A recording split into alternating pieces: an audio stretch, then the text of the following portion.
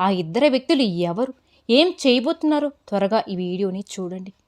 సింహరాశి వారికి మే నెలలో మీరు 100 కేజీలు మిఠాయిలు పంచి అంత శుభవార్త వినబోతున్నారు.